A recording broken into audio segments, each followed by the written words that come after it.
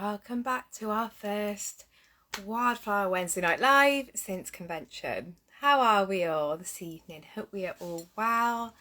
Hope we've all got a cup of tea. We're in our jammies. I am literally in my jammies with a cup of tea. So excited to speak to the beautiful Grace. So excited and loving this more chilled out vibe, if I'm completely honest. So I'm just going to invite her in. Oh God, I'm so excited. Honestly, guys, if I fangirl loads so much. Literally can't wait. I'm so excited. Oh, there she Hello! is. Oh, look, you look so cute and cozy. So do you. How are you? Tea, I'm good. I said I'd join with my tea and my comfies on, so I'm glad you did too. Otherwise, it would have just been me in bed, like going, right. No, I've got my comfies on. These are from Next for anyone that's interested. I've got the biggest cupboard in the house. This is Tesco. So yes, I am so excited to have you on, honestly. And the fact that we got to meet at the weekend makes this even more lovely I because I feel know. like I am genuinely just sat speaking to a friend. Do you know, I was gutted though. Nathan was the first person that came over to me and went, I've just seen Rach. And I was like, you're joking. How come you get to meet Rach before I get to meet Rach? That's not okay. It's so true. He walked past and I was like, oh, Leif, oh yeah. I was like, where's Grace? Where is she? Yeah. But What a then we had to weekend. Yeah. such a good weekend. And obviously, I know it wasn't your first, it was my first convention, and it literally blew me away. Like the whole event, like head office know how to host an Oh, event, but yeah. my Oh, God, was yeah. it good? Yeah. It's so nice as well because you're obviously meeting every single person that you know through social media. You feel you know them anyway, which is why it was Yeah. so nice to see you in the flesh because I thought, I feel like I've known you anyway through obviously getting to know you on here. It's mad. Absolutely I said crazy. absolute same. The only thing I did think was, oh, she's taller than I thought she'd be, which isn't a surprise because I am literally a midget. I am so short. But your heels gave you some height, girl, and you looked absolutely amazing. So, You're so kind. That picture of you, me and Nat, I'm like, I look like your child. but it would have been even more awkward if we'd bent over to your level. So it'll be all right. Very true. So, Oh, Lovely, obviously, everyone knows you. So, there's probably not a lot to tell, but I'm conscious that people come and watch these videos when they're starting plan, when they're trying to find out more about what the plan is. So I think it's only right that I kind of hand over to you for a minute to just explain how you initially found the plan, because oh my Lord above, have you had a journey with this plan? So God. kind of talk to us, take us right back, hun, when you first were looking for any kind of diet plan, when you started your journey. Tell us about Grace's life then, because I imagine it's very different to the Grace we see today. Yeah. I mean, you're in a pit of like self-sabotage. You're just in destruction mode, and the only thing that you can do is go, I just need some hope. I need something, like what's going to give right now, because right now the way that I'm going, I'm seeing an early grave, and that's all I saw. And I thought, what? Literally, I wasn't working, so I'd spent 2 years out of work.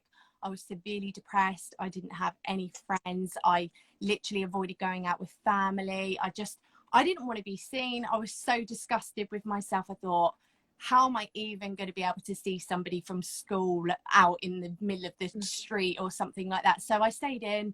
And Nathan, obviously I've been with Nathan 12 years, but he's been incredible. Like, he's always been there through those low times, and he's always been with me. But I think, yeah, when you get to a point where you're at absolute desperation and that you think, what's going to give right now, because I'm in a place where I don't want to be here, and I feel like it's almost impossible to get out of it. And so I remember just looking for this beacon of hope from somewhere or something. And obviously I felt like I tried every diet in the book. So in my Haven't we head, all? It's like I a was, list, isn't it? yeah, you literally are working your way, well, no, tried that. So automatically you're in this pit of, well, is there something new I can try? I don't really know. And then I came across a friend who had literally had great success on the plan. She'd lost 4 stone. And I thought, do you know what? It's something new. It's something I've never done before. I've done something similar, but I mean, I got to 3 weeks and I had a kebab to celebrate my weight loss. And let me tell you, I did not go back. We've all been there though. That's the thing. Like, we have all done it. Yeah. But I just remember in that moment going, oh, here we go. Okay, just another diet. It's all right. Like, I'll give it a really good shot. But by this point, I'd already had a discussion with my doctor. My doctor gave me some really harsh words. And he was a family doctor. He knew me. But he also knew how hard I was struggling with my weight. And he just gave me some home truths. And I think it hit enough for me to go, okay, like, this is real. This is like, you know, I'm literally using my knife and fork to dig my own grave. And that's pretty much what I did from start to finish. And until I found this plan and I realized, oh my gosh, I get a consultant with it. This is amazing. You know, like one-to-one. There's this shiny person wrapped up to help me. I will have some of that. Yeah. So I thought to myself, there's no group, which is amazing. I haven't got to sit in that area of going, oh, Grace, you've gained a pound this week. How do you feel about it? So in my head, I thought, amazing. Okay, I've got that. But then, boy, did I use it. I remember commencing on the plan and saying to myself, right, okay, I'm going to give up all food. So I'm going to go on one of the red steps. So because my BMI was over 50, went on to red 1. So I had my milk allowance as well. And yeah, I remember starting on that and thinking, oh my gosh, this is impossible. Absolutely impossible. I got to about day 3, day 4, and I thought, no chance. This is not for me. I can't do this. No way. I love food. I can't do this. But do you know what? I think in that moment, I was like, well, what's your option here? Because you can just, that's it. Yeah, you can go back and you can go, oh, do you know what? Never mind. But what is my option? I'm going to end up where my doctor said I'd end up if I carried on, or I'm going to make this the one thing that changes my life and use all my past lessons and mistakes from dieting in the past to go, what do you need to do differently this time? And that for me was going, right, I just need to give it 100%, start to finish, do it, get it done. Like, Park the excuses, just go with it. Do you know, really, it is a funny story, but people will tell me it's not funny, but it is funny. And it's, you know, when you have those moments, like you said, you spoke to your doctor, where you sit back and go, what am I doing to myself? So, and I've never told this story to anybody, and if my sister's watching, then I will do respect to this story, but you'll understand why it is funny to a degree. So people know I lost my mum a couple of years ago. She passed away 3 years ago, and a lot of her health caused weight gain, but also her conditions were made worse by weight gain. So she was always a bigger woman, and when she passed away, God love her, she would have been, you know, around the 20 stone mark, probably similar weight to me whenever I started the plan.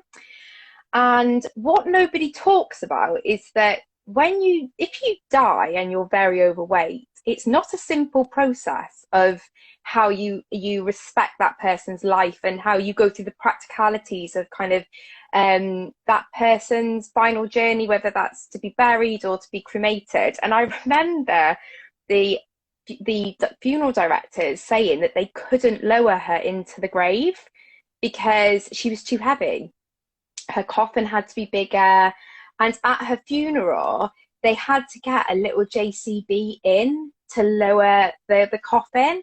And I remember, I mean, part of me laughed. It was like it was like something out of a comedy sketch. And I think when you've been in those real moments of grief, you find humor in the funniest things. And I knew she would have been pissing her pants at the whole situation and mortified at the same time. But I kind of sat there and I thought, oh my God, like, what am I doing? Like, she had no option in this. A lot of her health conditions caused that additional weight to come on. And just as you said, here was she had no option, but I was here every day with a knife and fork, putting myself in that position. And I think that you sometimes need those moments that are really hard, like that conversation with your doctor. I can only imagine that wasn't a pretty conversation for you to have or hear. No. But it is in those moments that when you get to that day 3, day 4, like you said, and you're like, I don't know if I can do this, that you think, oh my God, there's no other option. Yeah. What is my other option? Like you said, like my other option is I'm going to be JCB'd into the ground. Yeah. Which is kind of how I know. And as I hard as looked at that, it then. yeah, as hard as that is to swallow that pill, it's reality. And I think when you realize what you're doing to yourself, and when you realize that you're battling this battle that you don't have to fight anymore, you suddenly then have that beacon of hope. And this is why this community is so amazing, because it's showing every single person that, right, we've all come from different backgrounds, we've all had serious life things happen to cause us to be, you know, be where we were, but also that has caused us to have hurdles in the road or struggle, or, you know, there's no straight journey, is there? There's no straight, right, we just go along life, you know, everything's happy and Larry. It's not like that. So it's amazing that, you know, through everything that we've all got our own testimonies, and we've all got, you know, 100%. our stories, and that is what shines and shows people. Do you know what, if I'm sat there and I'm thinking to myself,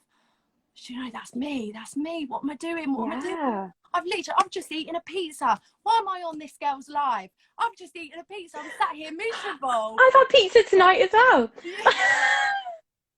But an M&S one, 400 calories, and I had salad on the side. So we're making changes, kids. I've done my time. Yeah, but no, it's so true. And I think, like, yeah, it's just so important for us to talk about the hard moments as it is for us to talk about the wins, because, you know, we all battle them, don't we? So, and I think that's and I always say like that. I remember when I was searching out for the plan and I watched your video, which after this live, for those who haven't seen it, I will be sharing on my stories because it makes me cry every time. If any of you are in that mood where you're like, I need a bit of a cry, but a happy cry, watch Grace's video of her journey and it will do that for you. It's just remarkable. And I think I saw that pain in you. And I was like, if Grace can do this, that girl there can do this, I know I can do that as well. And like you say, sometimes you just need to connect with that person, whether that's you, me, someone else in the community. Once you find that person that you can connect with and you see that they are normal, you know, I always say there is nothing special about me. I'm just a girl from South Wales whose weight had got out of control, who decided she'd had enough. Yeah. Do you know what I mean? I've not got this. When people say I wish I had your willpower, I'm like, well, I haven't got remarkable willpower by nature, because if I had, I wouldn't have got to the position I was in when I started. Yeah. That, you know, that was brought about through, like you say, just saying enough is enough now. Yourself, isn't it? Yeah, it's a form of abuse. It's a form of, why do we do the things that we do? And the majority of that time, it could be past trauma, it could be that, you know, something that seriously happened in our lives, and we think, right, okay, well, what's my option? What's my other option? Because right now I'm not feeling comfort from anything else but food. And then food then becomes that little hold over your heart where you're like, oh, but this is giving me joy, this is giving me joy. And then what happens? That joy's gone, you've consumed it, you're sat there, you're miserable, you're upset, you're beating yourself up, you're saying, why have I done that? And this is the thing, nothing changes, does it? You know, you have something and nothing, it doesn't fix it. You're still stuck in whatever place that you're in. It doesn't solve anything. All it does is it brings you further away from where ultimately your heart is telling you, I need to be there, I need to get there, that's what I want, that's what I really want. And right now I'm battling with this demon of going, yeah, but you want this, you want this, you want this. And no, it's hard. It's such a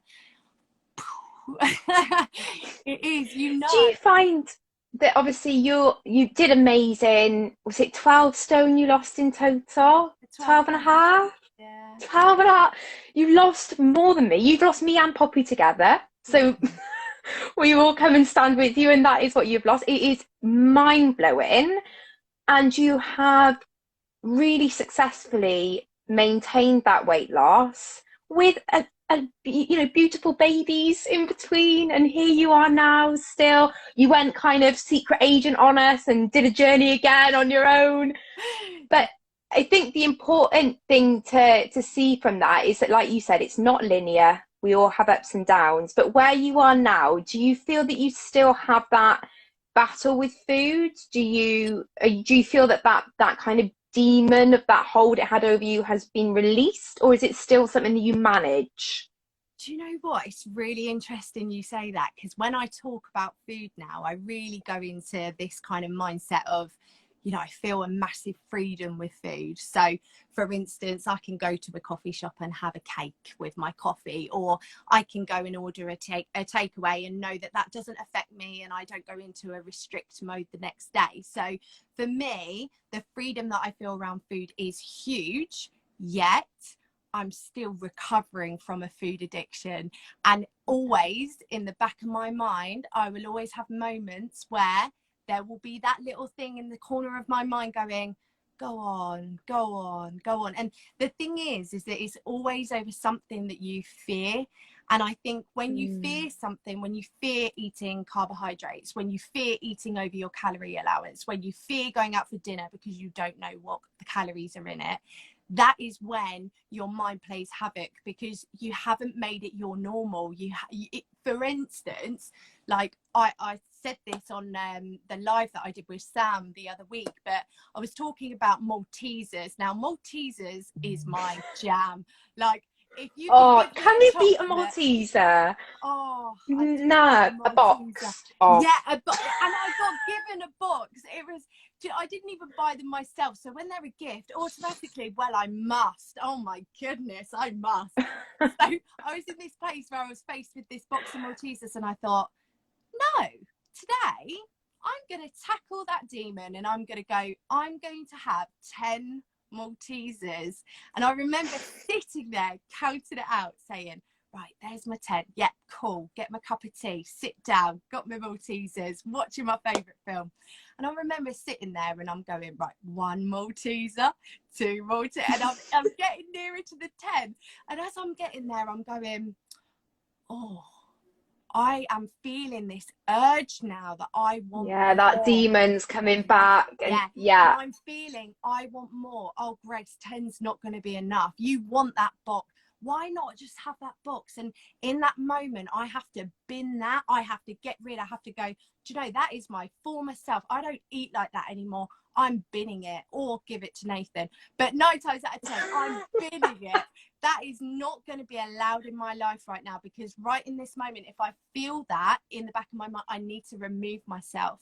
And I think that's so yeah, important in those moments. But we do need to make things normal, because the moment that we don't make things normal and we start going, right, that category of food, that category of food, if we just view all food as food is just food, you know, there's no good food, bad food, you know, that's such a good point. it's food is It food, is. and we can eat all of it within moderation when we get to where we want to be, of course. And that's why, you know, we do go on these weight loss journeys, and in those moments we do have to be disciplined.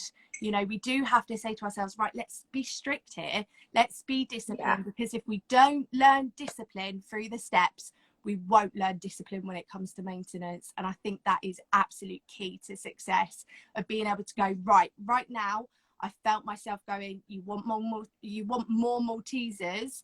No, Grace, there's that discipline switching of going, I'm putting in the bin. I don't eat like that anymore. It's got to go. So in my head, I made that decision, but that doesn't mean that I still don't battle it. You know, it is a battle. You obviously know, you know, you're now in this maintenance journey. How are you finding that? It's a journey. It's hard. And I tell you, and I know I briefly mentioned this to you, and I normally for lives, I normally don't really mention much of what I wanted to talk about on a live beforehand, but it's definitely something that for you, I was like, I need some advice myself. And that is because I am in a really weird part of my journey now where obviously I've lost my way. I've walked up the steps, fantastic. And then I've had my first couple of like events, and the Slimmer Awards, I was still kind of working at the steps. So whilst I was where I wanted to be kind of weight wise, I was still very, you know, have my products, I do this, and it was still very controlled. Now I'm in a place where I'm not on a step. I am just just learning to eat what my maintenance calories are. And I said to Jamie this evening, I was like, was like, I found it really weird the last couple of days because my brain is instantly gone to, I've been at convention this weekend, I've drank, I've ate what I've wanted, and I almost feel like it should be like, right, I'm going to go back on step 1B because I've had stuff this weekend. And that's almost another demon that we find on our shoulders. So we've got that demon, you know, I found the weekend fine. I didn't have any urge to like overeat. I feel like I'm really conquering that demon really well.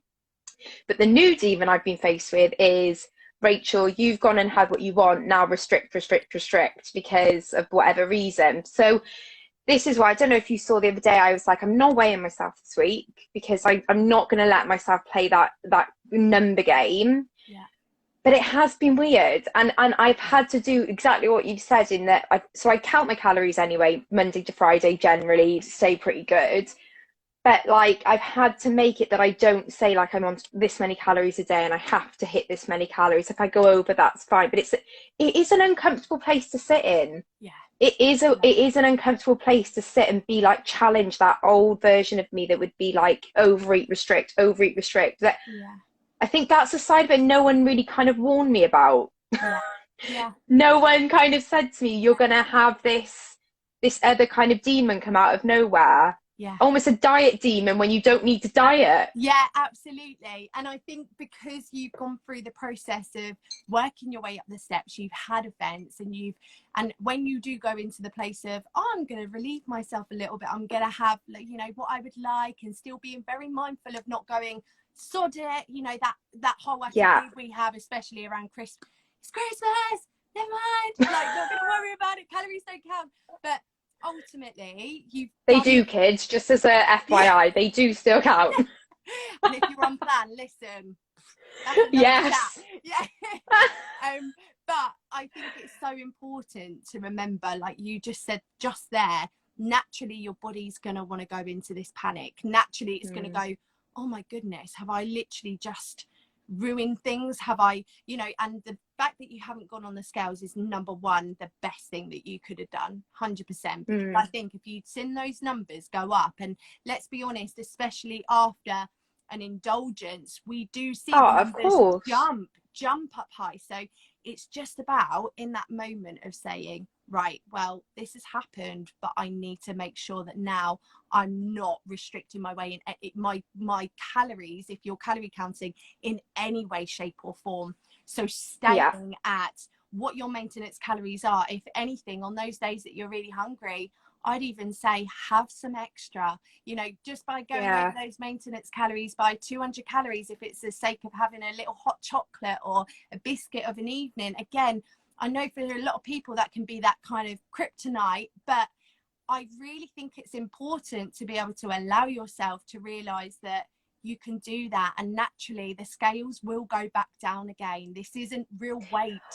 This is it. And I think that's the thing that I was saying to Jamie in the car. It's like, normal people, if you look at I find naturally slim people very intriguing. Me because too. they're the opposite of me. So I look at people that are naturally slim or don't struggle with their weight, and I'm really curious about them. And I was like, they'll never go out on a Saturday night and then on a Monday like suddenly have this new way of eating. They just plod along doing the same kind of thing effortlessly, and then go out and have a nice meal and then just go back to normal and just do the same thing they've always done.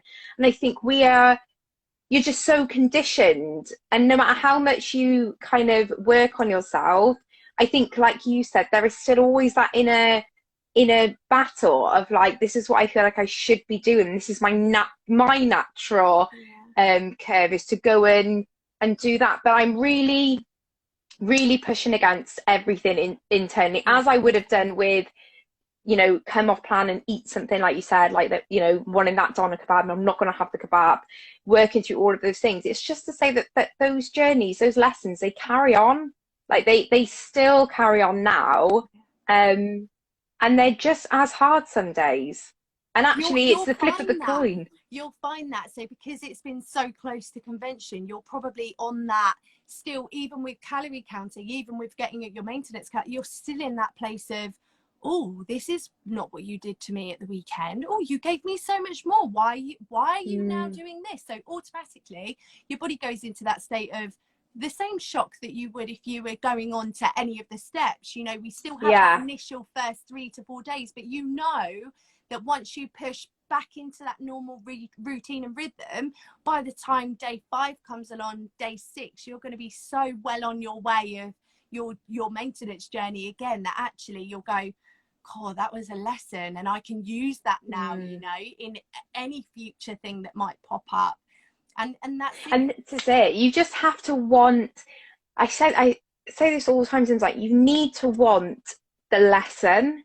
As much as you want the weight loss, you need to want the lesson that you're about to learn. And if you're not receptive to that, if your ears are not open, if your like heart isn't open for some home truths and to be hurt a little bit along the way, you won't make it through this path, because you need to have, you're taught so many things. I'm sure you know, you don't lose the weight we've lost and not have learned all sorts about yourself along that journey. I think I've learned so much more over the last few years that I've probably learned through my first journey. So it's a little bit like driving a car. You know, when you first learn to drive, you're going through a process, you know, you pass your test, whatever, but actually you're not learning anything until you've passed your test and you're on the real road, and you know, you're going for it. And it's the same. I'm on the road. I got my P plates on. Yeah, I've been put in a car. I can only drive auto, but they put me in a manual. How dare they? You know what I mean? Like you're on a journey, and actually, like, the learning process doesn't stop here. It doesn't stop even for me here. I'd love to sit here and say I'm never going to have a problem with my weight ever again, but it's just not realistic for me to say that, because there is always going to be seasons in your life, and there's always going to be battles that come. And I think as long as you're surrounding yourself with the right people, the people that will uplift you, encourage you, and just love you regardless, that's where you bring yourself back to your inner peace, and you go, yeah, no, I need this. I need that chance to be able to talk and say, actually, I'm struggling. You know, we all struggle. We all have days where, you know, we're not perfect. And I think, like you say, when people would ask you, you know, oh, you've got incredible willpower, Rach.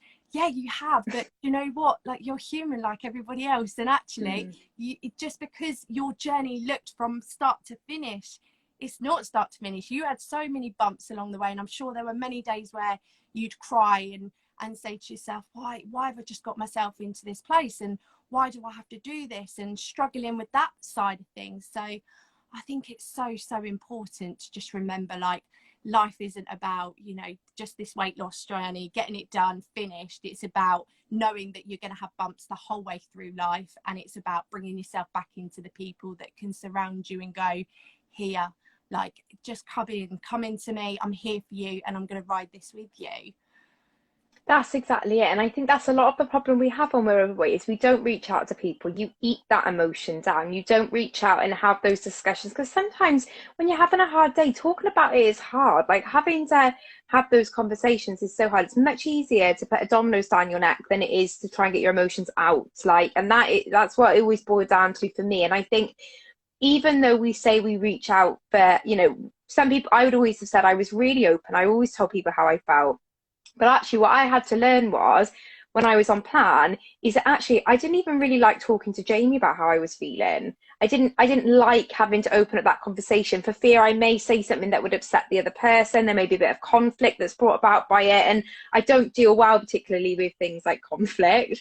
So I would avoid those conversations and instead would eat. And those are the things you learn along the way, and then you can rebuild those, you know, rebuild those skills that you need to be able to deal with life, just to get through life. Absolutely. Generally. No, you're so right. So true. We've got a couple of questions here, lovely. Obviously, the beautiful Sam is here. She said, not a question, but just have to say, you ladies are the most incredible women on here, and an inspiration to us all. Love you both. Sam, right back at you. You're literally incredible. And for those who don't follow Sam, make sure you do, because she's got my heart as well. That girl is just remarkable. May or may not be on here in the near future. Who knows? We shall see.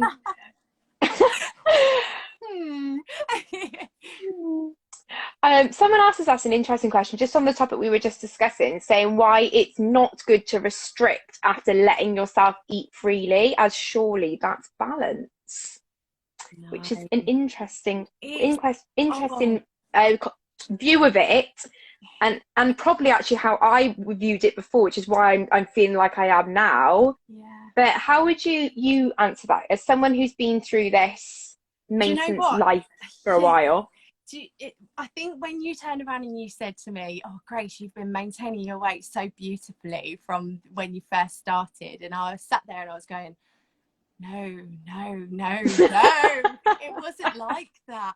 And the thing is that this is where this part of my story comes into play, because shortly after, you know, I'd lost my 12.5 stone, and I'd obviously gone to convention myself, and I basically got into this place where One Woman of the Year, just putting that out that as there. well, yeah. It was a long time That ago. whole thing. No, but yeah, no, I pretty much was in this place of, right, I've got to where I want to be now, and what do I do? Actually, all I've ever known is to how to lose weight. Now this journey's taught me I'm epic, like I can do this, I've got this, great.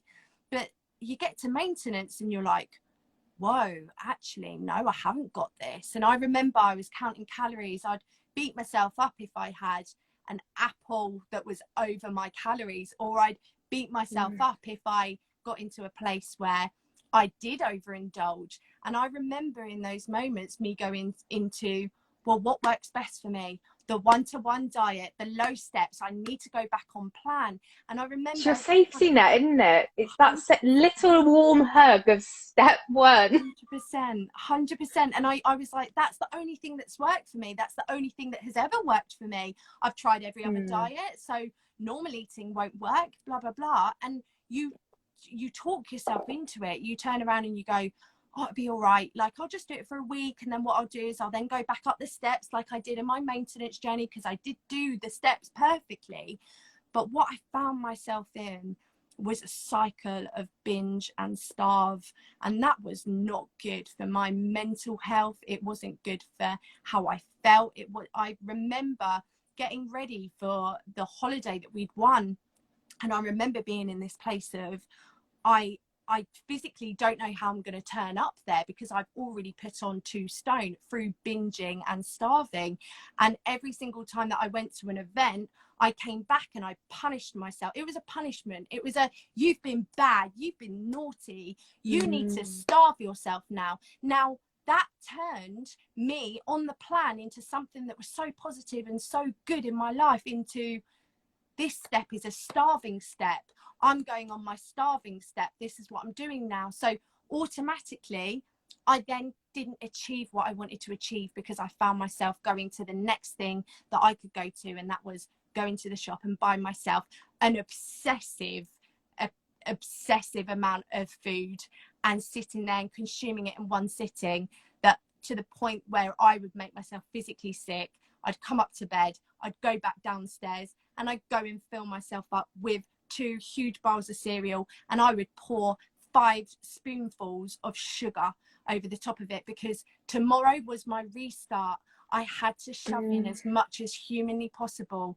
Now, that is why I don't feel that anyone, if they do overindulge at an event or anything like that, don't go back to that first step. Don't go back to the place that you think, oh, but that's my safety barrier. It's not, because if it's then causing you the next time an event comes up to go, well, sod it, it's all right because I can restrict again afterwards.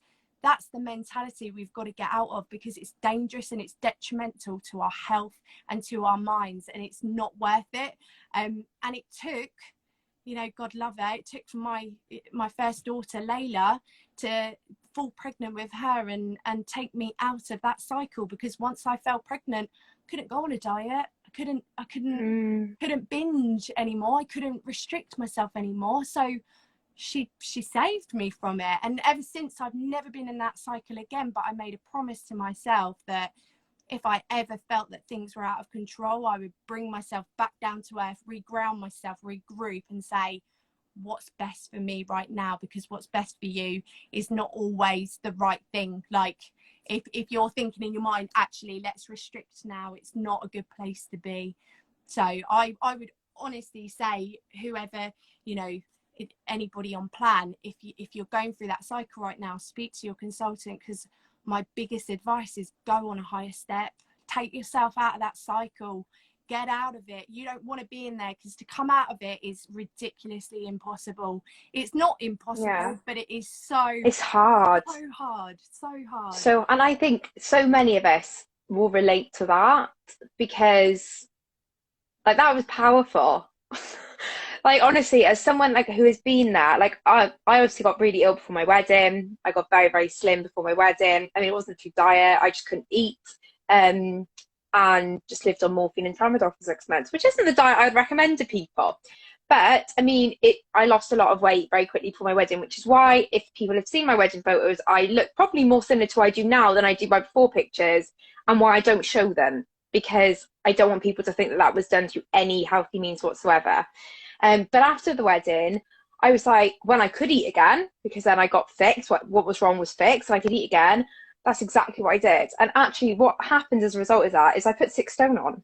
I didn't lose any weight through binging and starving and being in that cycle. I put 6 stone on, became really depressed, really anxious, and couldn't have felt worse about myself if I tried. Yeah. And I think very similarly to you, the reason, and this, it is cliche, we are such cliche mothers, fair play, but the reason why now has been so different is Poppy, because I do not want her to grow up and put herself through those cycles. And the only way I can let her know that that cycle is not good for her is if I show her that you do not need that cycle in your life. And I think we've all been there, whether we've lost a lot of weight and felt that pressure to keep it off. So I lost a lot of weight for my wedding, felt awful, felt the worst I'd felt physically in my life. And everyone was going, God, you look so good, Rach. What have you been doing? Oh my God, you look amazing. You look beautiful. And I was like, are you actually joking? I feel like death. So then I was like, oh my God, I've got to stay skinny now. It was different when I first did plan, because I just fell pregnant, came off and ordered a Chinese. So that, like, I didn't learn anything then, but now that's why I think it's so important. Someone said in the comments, you know, about indulging and then being more restrictive from a less severe way, and I understand that thinking, but I think something that I'm implementing now is that I can overindulge, I can enjoy nice food, I can enjoy alcohol, whatever, but it's not then about restricting, it's just about being normal again. Because like I said, that's what normal people would do. If you put a pound or 2 on this week, over the course of the next couple of weeks when you maybe don't have events, that weight will naturally fall off again. And that's what I'm trying to instill. That's what I'm trying to learn, because I think any amount of restriction, and don't get me wrong, maybe after Christmas, if we've had a lot of indulgence, then yeah, we may say we're going to try and eat a bit cleaner for a couple of weeks. But I think if you're prone to that binge starve cycle, then I don't think there is any place for restriction after indulgence. Absolutely. To that degree. Yeah. Because all you're doing is you're reinforcing those negative behaviours. Yeah. And like you said, it is a fine balance. Chuck the Maltesers.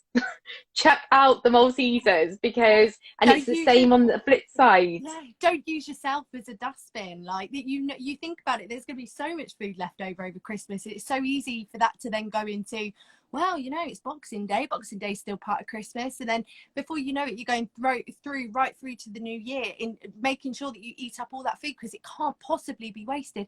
Take it to a food bank. Take it to someone that you know, because the thing is that food doesn't have to go to waste. It's just you want to waste it on yourself, and you want to be able to use yourself as your dustbin in order to get rid of it. But all it's going to do is bring you so much hurt. I can imagine, by that end of the year where you're going, oh, I really ought to do something now, when actually we do it every year. Yeah, every year, between literally the 28th of December every year. Tell me you're not sat on your sofa going, oh gosh, I can't eat anymore. Literally don't want to seafood. Don't want to seafood ever again. Yeah. Like, we do it all the time. Like, and me and Jamie this year just haven't bought it. Like, I've got some nice things. I've got a couple of nice things that we wanted to have in. Yeah. But my God, like, Gemma always says, she's like, I can't believe what your fridge was like last Christmas. I was like, I know, it was awful. Yeah. It was just greed. Like, there was just so much. Yeah. And this year we've just had to scale right back and be like, we don't need, like, just don't need that in the house. Like, you just do Yeah. not need all that food in the house. Yeah. How do you tackle Christmas then? So as someone who has seen a good few Christmases now since you got your weight loss, what do you do, and what have you learned over the last couple of years? What do you advise your slimmers maybe on how they should best prep and get through the festive season? Okay, so I mean, for a lot of people, I think it depends on where you're at. Where's your mindset at? Where are you at on your journey? You know, if you've been on plan 100% for 6 months and you're suddenly, you know, got to come off for Christmas, we need to think about that. We do need to think about actually what's the best decision for you. But everything is your choice. And I think when we go into Christmas with a plan, we are so much more prepared. We know what we're expecting. It doesn't mean that, you know, Christmas Day is one day, and even still Christmas dinner is one dinner. So we need to make those decisions. It's a Sunday roast on steroids. That's all it is. Like, it's just a Sunday roast on steroids. Like, if people got this hyped up every Sunday, like, it is ridiculous. Like, when you think about it, it is ridiculous. Yeah, it is. But I think, because I mean, I would never do a Christmas Day on plan again, but I'm not in that position. Did you do a Christmas on plan? Oh gosh, yeah. My first journey, I was on plan from the July 2015, and I was like, I'm not stopping till I'm done. I was like, Christmas, no problem. I sat there, I was miserable. I sat there with my little tape.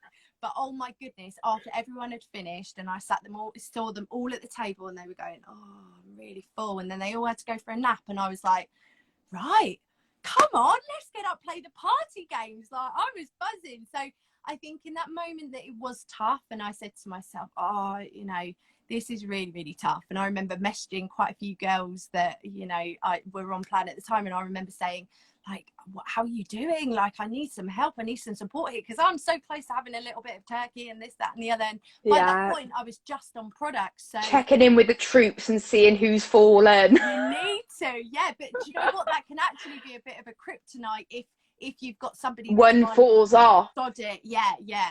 So no, but ever since, obviously, I've never been on plan at Christmas. So for me, I've never had to tackle that. I've always been in a place where I've been in my maintenance journey. So, but for, you know, slimmers that are obviously hoping to have a Christmas and enjoy Christmas, I'd say the enjoyment's from the love and the family and the people that you share that with, and the 100%. food. Even though it's amazing, and let's be honest, we all love, I know this is a little bit love or hate, but mince pies, I love a mince pie.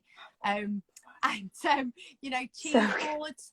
I know someone in here that really loves a cheese board, and I think you have to pick the certain things in what you're going to have over the Christmas period and say to yourself, right, okay, I would like a little bit of this and a little bit of that, but make that plan first before going into it. Don't have the attitude of, well, I'll just do what I want to do, you know, and just let. Oh my God, no, don't do that. That is a big recipe for disaster. Like, I sent all my slimmers this week. They're like, choose your 3 things that you want for Christmas. Let's make that list, and let's also put our Christmas goals alongside that. Let's really figure out what we want. What you always say, what you want on Christmas Day versus what you want in the new year. Like, you need to have a clear picture of those 2 things. And I agree, like, I don't think you need to say on just products on Christmas Day. Like, food does complement Christmas, and we no one's denying that. I just think we can potentially modify our Christmases, because, as you say, and I am on the campaign for merch, we can't eat like that anymore. You just can't. If you want your life to be different, a really cold, hard reality you have to face is you can't eat the way you used to. You can't use food the way you used to use food. Absolutely. And so, you know, maybe like my modified Christmas, girls and boys, is that I am having mince pies just over Christmas. 1 packet for the whole of December. If Rachel of 12 months ago could hear this, I know. Wow. Considering last year, I think I got through 2 packets a week, if not more. And I've only bought 1 bottle of mulled wine. You know, it's those, those things that actually last year I would have been like, oh my God, how can you enjoy Christmas like a mince pie every night? Like, what are you going to have with your cup of tea when you watch the TV? Are you mad? Yeah. Whereas actually now I'm like, well, no, I want to enjoy those things, but I also want to fit in my size 10 jeans in January. Like, that would be quite a nice That thing. would be a lovely feeling. Absolutely. And I think a lot of that depends on how long ago you started the plan as well. So 100%. say for instance you're new to plan and you've come on and you think to yourself, oh, we've got Christmas coming up, well, I'm definitely taking the week off at Christmas, I just hope you know that. And I'll sit there and I'll listen and I'll go, yeah, no, we'll do whatever I'm your biggest supporter, we'll do whatever you want to do. 4 weeks in, 5 weeks in, they've been on plan 100% between this point, and they're going, well, you know about Christmas, you know, you said about maybe making a plan. I think making a plan would be a really good idea. And all of a sudden, being in that motion of going, now I'm recognizing what I want most, you then understand that actually you haven't got to have this sort of attitude, I'm allowing myself a week off. We got to make little choices here and there of going, well, yeah, I do want to enjoy this and I do want to enjoy that. But if you make that plan prior, you're so much more likely to stick to it. And also having the support of others behind you, so being able to communicate, you know, your slimmers communicate with you and say, Rach, this is how I want to do it, can you support me in that? And that is then your goal to go, yes. And then you'll message them the day before Christmas and be like, listen, you told me you weren't having a mince pie on Christmas Eve, what is going on? That is not just for Santa, there is more than one there. Yeah, no, it is. It completely, like, I am such an advocate of planning. That comes from Jem was always like, you know, you do you, like, it's your journey, it's what you want, but if you are going to come up with something, you are going to do something, we just need to plan it.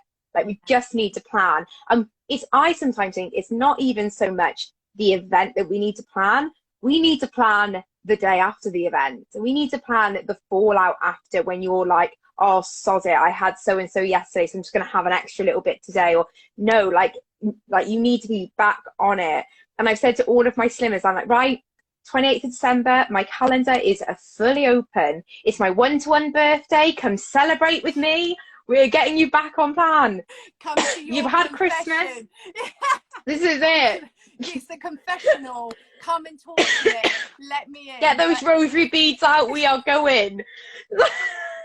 So, like, this is it though. You need to just come, be like, this is how it went. It was fabulous. I had the best time. And I say to you, if you're coming off plan, do not come to me with guilt a couple of days later. We're leaving guilt and shame at the door, because you are making a plan to allow yourself to come off and enjoy yourself. And so it, no guilt. And if you're happy with the decisions you've made, you'll never be in that place of, why have I done that? Because you really fully, wholeheartedly enjoyed yourself. You made the decision to make that choice. And actually, when you come back, you're coming back with, I had a really great time. And do you know what? I really enjoyed myself. Yeah. 100%. This is it. Questions here. Let's see. So somebody has put here, if you went on step 3 for December and we're going to have more than 600 calories in food in a day, would you recommend just having one product? So kind of a question I get a lot, and I'm sure you do, Grace, is kind of, if I'm going to come off for something, do you modify the number of products on whichever step that person's on? I personally never would. I would always stick to the products of that step, just because, again, I really want people to get out of that indulge restrict cycle. And I think by saying I'm going to limit my products, you are instantaneously putting yourself into a mindset of restrict. But I don't know if you have any. Christmas Day, what I would like to say, is different, because you could potentially say I'm having the whole day, I'm having breakfast, lunch and dinner, in which case you probably don't need your products on top of breakfast, lunch and dinner. But if you were having a meal out, for example, and you were on step 3 anyway, so maybe you're going to have a couple more calories in that evening meal, I would still say, well, you're still having your 2 products, because that's your foundation, that's your kind of the backbone of what you're doing, and that will keep you grounded. Yeah, absolutely. And the rest of it is what it is. Yeah. And if I can hear you in my headphones, but I'll be 2 seconds. I'm just getting a charger. No, that's all right. No, I was just going to say, if you're in that place where, like, you are going to a meal and you are having somebody that you are sat with, and you know you want to enjoy this meal, I would always say, why not, like, do step 4, even if that, like, in your mind, you have to view it as, I'm not coming off plan. The moment that you think, Yeah. oh, I'm generally on step 3, now I've had an extra 200 calories, so I'm off plan. Let's I'm not bad. do it like that. Let's That do it naughty, like naughty you've Rach had a comes step back in. 4. Yeah, 100%. Because if you view that you're on a step, doesn't matter what step that is, even if it's step 5 and you're doing one product a day and you decide 1,300 calories, you're in this place where you are still in that mentality of I'm on plan. It doesn't matter. You're in control. You're in control, That, yeah. 100%. And it's the control that is the key out of all of this. The moment you lose control and you're consuming a huge amount of food in a small period of time, that's when you know, okay, this is becoming a problem now and I can't allow this to carry on. And that's when you then need to go into the frame of mind of, right, what step have I been on? Am I on, you know, say step 3? Go back to step 3. Don't panic. Don't go on the lower steps. Stay on your step and don't. We just keep moving. We don't worry about the past. We don't worry about the future. We can't control that, but we can control what we do right now, and that's the most important thing. and that's what will change those habits and change those mindsets. And like we said earlier, no one said this is going to be comfortable. Like nobody, when you start, no consultant, when you start the plan, hands you your products, hands you your steps book, and then hands you a nice little cozy blanket and wraps you up and just says this is going to be a really calm and comfortable couple of months. No, because actually what you're doing is you're wanting to fundamentally change your life and a really big part of your life. And that sometimes is uncomfortable, but you know what? Bloody worth it at the end. Like when you come out the other side, like you were saying, to feel that freedom. And you know, I've had the couple of little, like, not wobbles, but just in my mind, a couple of things I've worked through the last couple of days. But my God, does it feel freer than it ever felt before? Yeah. And that's because of all the work you do beforehand. And you know, don't expect to be in Christmas, it to be all happy Larry, you not to feel tempted to have other things, you not to feel bad, maybe you have a bit of guilt afterwards. We're not saying that it's going to be all smooth sailing.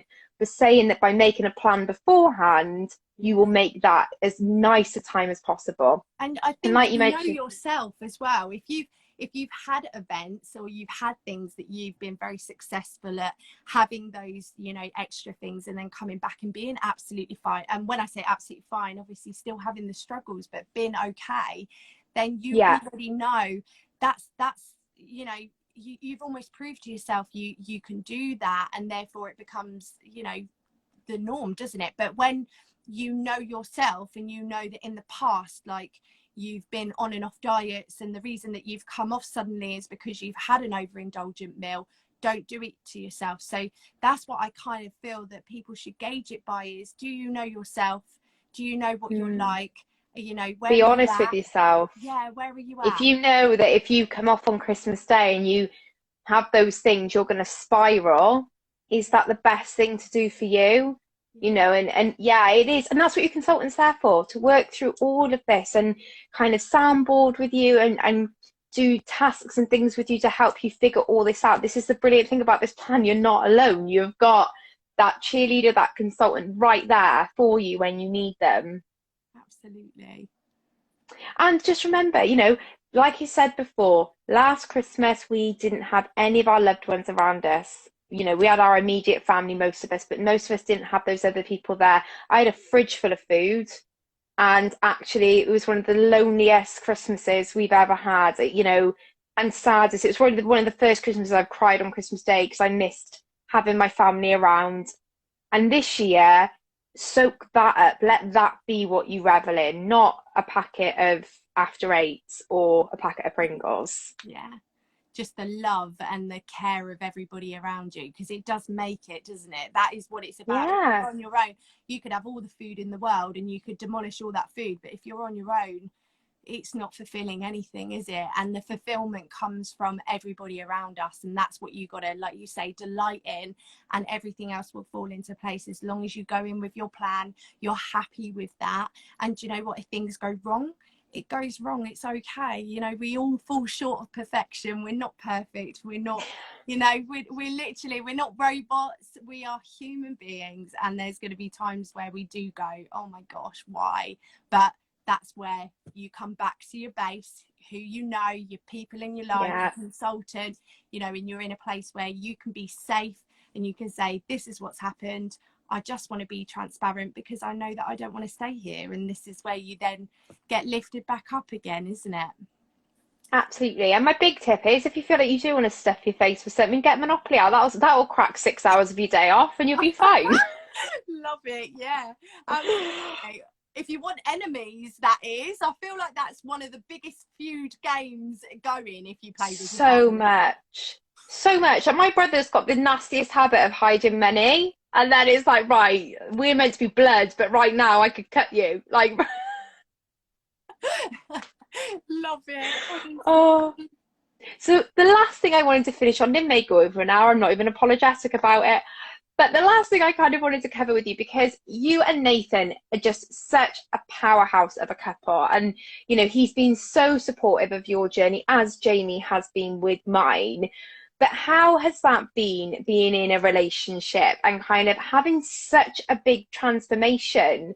Because you do become, you're the same people they got with, but you become a completely new version of you as well. Yeah. How have you found navigating the new Grace? Gosh, that's a question, isn't it? I think, do you know, as I lost the weight the first time around, I think I was in such a pit of depression that I didn't think to myself that, like, I think I'd convinced myself he would leave me and that I wouldn't ever, you know, like, I'd never be happy, I'd never be married, I'd never live this life. And I think part of that became really unhealthy, because in a relationship, the most important thing is the 3 C's. So connection, communication, and compromise. They are the 3 things that we live by in our marriage. And I remember how hard it was on him. You know, he was working really, really hard. He was providing for our family, you know, and it was just me and him at this point, and our cat. But I remember him, yeah, just got to put him in there.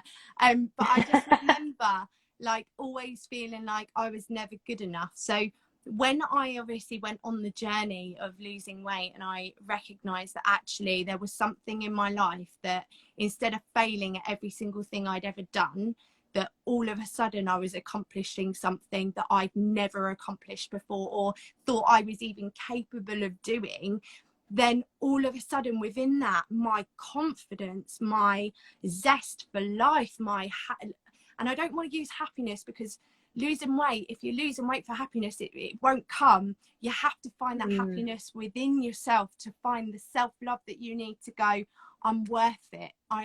You are worthy of this journey. So to be in that place and for him to stick with me through thick and thin, I don't know how he did it. I was a miserable cow. There's no ifs, buts about it. Same. I was awful. So when we then went through the motions of this, you know, he naturally started losing weight with me. And before you knew it, we were becoming each other's cheerleader. And oh gosh, I can see he's in the chat. Why is he not join?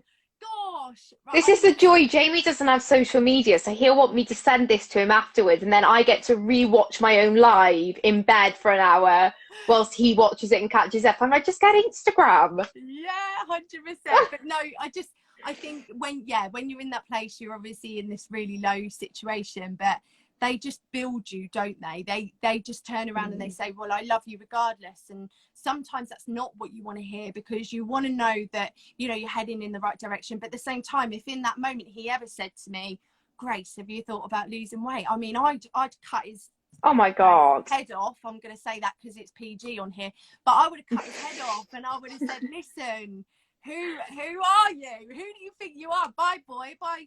Yeah, see ya. But I remember, like, yeah, through the process of me finding that confidence and finding that zest for life, naturally he came into a happier place. You know, we both came in from happiness, that we then came together and we connected. And that was for the first time, I think, for such a long time, because we were so disconnected as a couple. And, you know, that doesn't mean that, you know, I think it's so easy, like you say, you can portray this incredible thing on social media. And let's be honest, we are a highlight reel on here. We don't show that we are human. We argue like any other couple. But my goodness, the 3 C's have changed my life. We just always make sure that we connect, we communicate, and we compromise with each other, because without that, it is like a recipe for disaster. So I think through losing weight, through him finding that joy of me being joyful, coming together, we've created something amazing. And he's obviously been with me at my biggest, my smallest, my lowest, my happiest. And yeah, he's just, I don't want to big him up too much because he is watching, but he's a good day. No, absolutely. And I think you've put it so lovely. Like, it's so true. Like, and for anyone, like, I agree, me, Jamie, come from a place of being very disconnected. I've mentioned before how actually the only time we really connected was when we were eating. And so starting plan was really daunting for me because I was like, I'm taking away that last bit of connection I feel, in the hopes that we can come back together. And we absolutely did. But one really like little point on connection, and if anyone in my real life watches this, they will laugh, especially if this is someone I work with, because I talk about it all the time. And that is, if you're not sure how to get connections with your partners that isn't around like social events, food, look into love cups and love languages and how to accept and give love. Because sometimes, and this is kind of gone off track, but anyway, sometimes you can, and what I found was that I would feel disconnected just purely because the way in which Jamie may show me love wasn't the way I felt it, and vice versa. You know, if you keep buying someone flowers to make them feel loved, but that person doesn't feel receive love through gifts and things like that, then it's a futile exercise. So I think that can be a really good thing to look into whenever, if you feel disconnected in the beginning of your weight loss journeys, just to add in a little bit of love languages are very good. But Grace, I'm gonna end it at love languages and leave everyone to go and Google and see how they can fill their love cups up. And that is totally PG. That's a metaphorical cup we're just filling with love. Absolutely. But I have adored this hour. Thank you so much for coming on and speaking with me. I've really loved it. Definitely need to do it again at some point. And I did see a couple of people saying that you, me and Sam should come on and do it together. Now you can do 3 people on Instagram lives.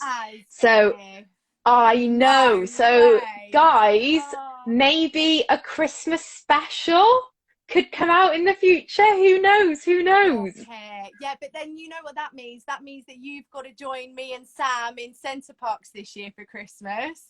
Well, I mean, I could if I had to, I suppose. Thank you so much. And do you know, it was such a pleasure to meet you at the weekend, and you know I think so highly of you, and I just think you are and I will say you are an incredible inspiration, not just for what you've achieved in your weight loss, but who you are.